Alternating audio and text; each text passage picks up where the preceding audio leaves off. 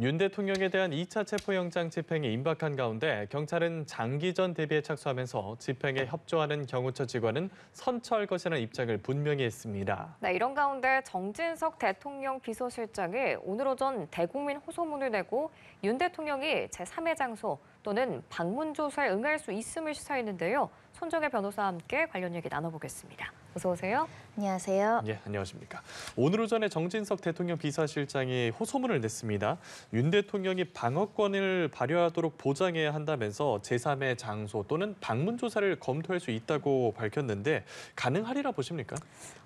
현실 가능성이 매우 낮다라고 생각합니다. 왜냐하면 이 담화문에 대한 보도가 나온 직후에 윤 대통령 측에서 다시 입장을 밝히면서 상의도 하지 않았고 담화문 자체를 보지 못했다라고 반박 내용을 개진했기 때문에 지금 정 비서실장 명의로 나온 대국민 호소문은 대통령 측 또는 변호인 측과 조율되지 않은 일방적인 어떤 개인의 의견과 바람을 적시한 것이다. 이렇게 볼 수밖에 없기 때문에 현재로서는 대통령 측에서 그 직전에 탄핵 심판 절차에는 참석하겠지만 수사 절차는 그 이후에 받겠다라고 명시적으로 이야기가 나온 만큼 입장의 변화는 없다라고 해석해야 될 것으로 보이고 이 피청구인 측 피의자 측에서 입장의 변화 없이 수사 절차를 조율해서 임의로 출석하겠다라는 의사를 밝히지 않는 이상 이 체포영장의 집행을 정지시키기는 어렵다. 그렇기 때문에 방문 조사라든가 제3의 장소에 대한 논의는 실질적으로 이루어지기 어려운 상황 같습니다.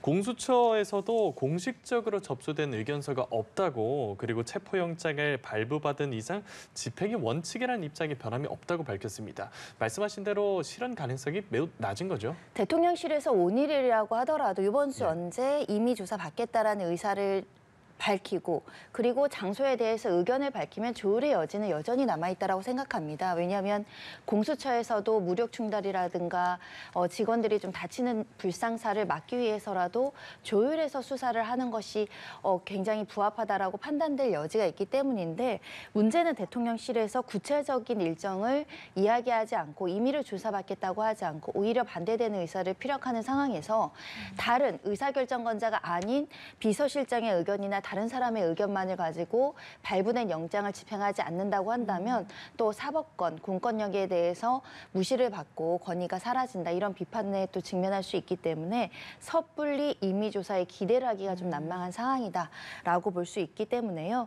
결국 임의조사가 가능하기 위해서는 대통령이 직접 변호인을 통해 내가 언제 출석하겠다라는 것이 신빙성 있게 담보가 되지 않는 한 어려운 상황이 아닐까 합니다. 네, 이런 가운데 공수처가 윤 대통령에 대한 체포영장을 재발부받은 지 8일째입니다.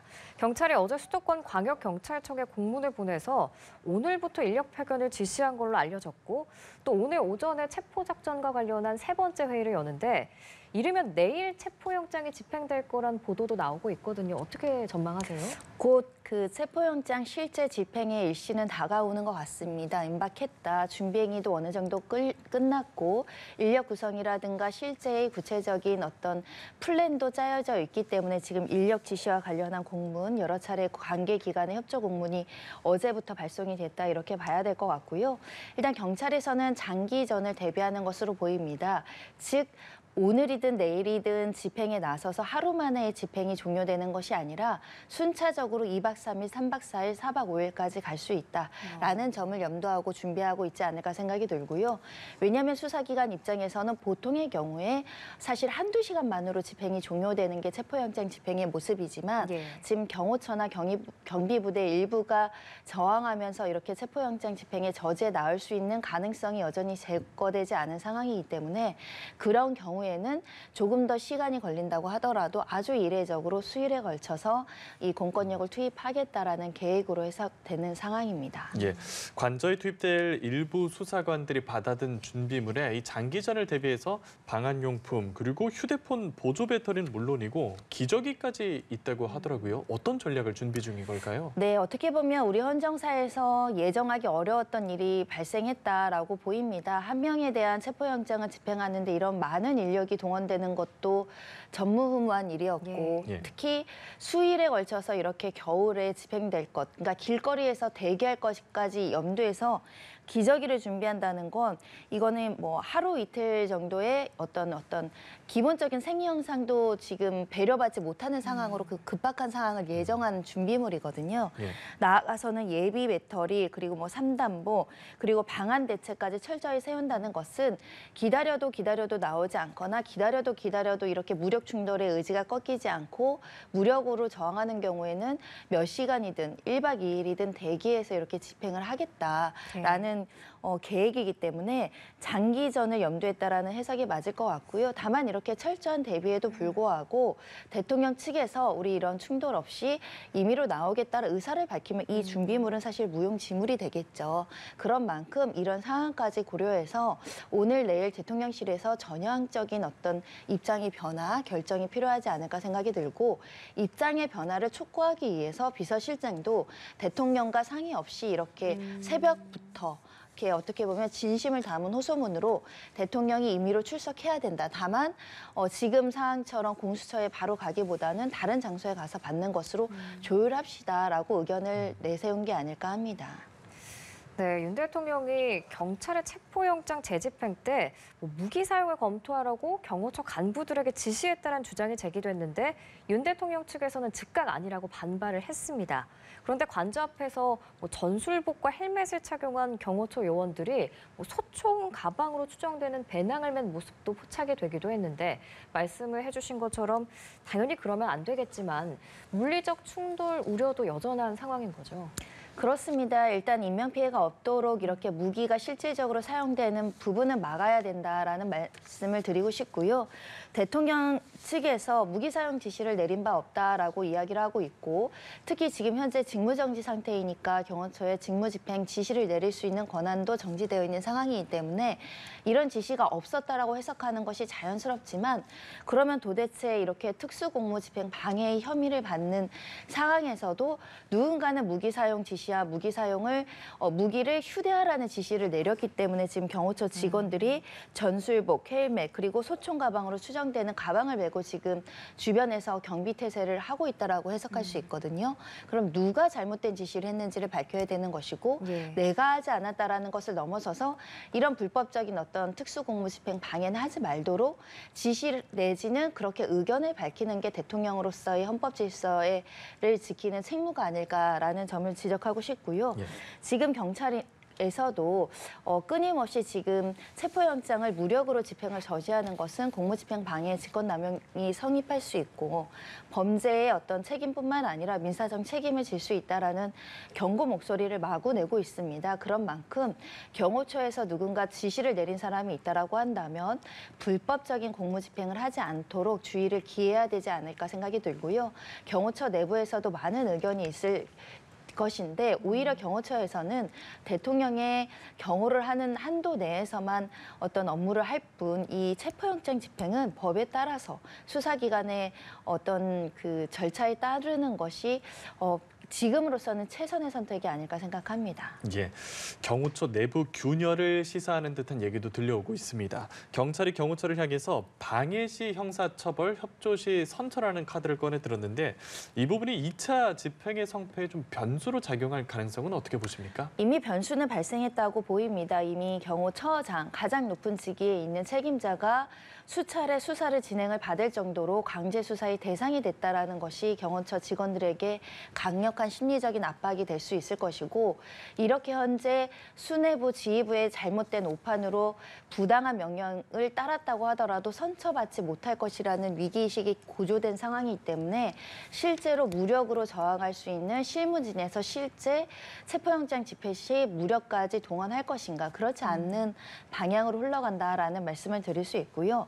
여러모로 내부적으로도 법률 검토를 했을 겁니다. 우리가 처벌 위험이 얼마나 높은지 그리고 면제받을 수 있는 확률이 얼마인지 그런데 법률적으로는 우리가 처벌받고 이 행위 일련의 절차들이 불법 행위로 간주될 가능성이 높다고 한다면 아무리 상명하복이 철저한 집단이라고 하더라도 우리는 위법한 명령에 따를 수 없습니다라는 반발하는 세력이 나올 수밖에 없고 이런 경우에는 일사불란하게 경호처들의 직무 집행도 이루어지지 않을 가능성이 높기 때문에 제대로 된 판단이 필요하다. 우리가 비상계엄과 관련해서 대통령이 심각한 오판 행위를 했다라고 외신에서 지적을 했습니다. 지금 경호처에서도 심각한 오판을 누군가 하고 있다고 하더라도 이것을 바로 잡는 슬기로운 현명한 대처가 필요한 직원들의 목소리가 굉장히 필요한 시점이 아닐까 합니다. 지금 전 경호처장은 경찰에 출석해서 조사를 받았고 세 번째 출석 요구에 응하지 않은 이광우 경호본부장에 대해서는 체포영장을 신청할 방침인 걸로 또 알려졌습니다. 김신 경호처 가족부장에게는 오늘 조사받으러 나오라고 통보를 했는데 오늘 소환에 응할 가능성이 있는지, 만약에 또 응하지 않는다면 체포영장을 또 청구하는 수순으로 가겠죠? 예상하기 어렵지만 나오지 않는 경우에는 체포영장 수순으로 가는 것은 어느 정도 예견된 것 같습니다. 그를 위해서 여러 차례 소환 통보를 했다라고 보이고요.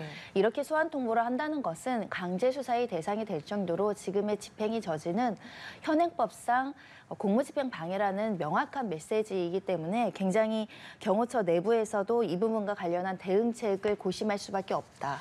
또다시 체포영장에 대통령에 이어서 경호처 간부들까지 이걸 집행을 저지하는 것은 상정하기 어려운 얘기이기 때문에 체포영장이 발부되면 어떻게 보면 심각한 위기가 도래했다라고 인지할 여지가 있어서 지금 공수처에선 체포영장까지 갈 가능성이 매우 높고요. 그렇다 보면 혹시라도 자의로 자진해서 출석하지 않고 여전히 2차 집행 때도 대치하는 상황이 발생했을 때는 체포영장 집행 대상자가 한 명이 아니라 수명이 될 수 있는 상황으로 보입니다. 한편 윤 대통령 측이 2차 체포 시도가 임박했다는 관측이 나오자 어제 여러 차례 입장문을 냈습니다. 우선 경호처 간부들에 대한 경찰 수사에 대해서 체포영장 신청과 줄 소환이 지휘 체계를 무력화하려는 불순한 의도라고 반발을 했거든요. 이 내용 어떻게 들으셨습니까?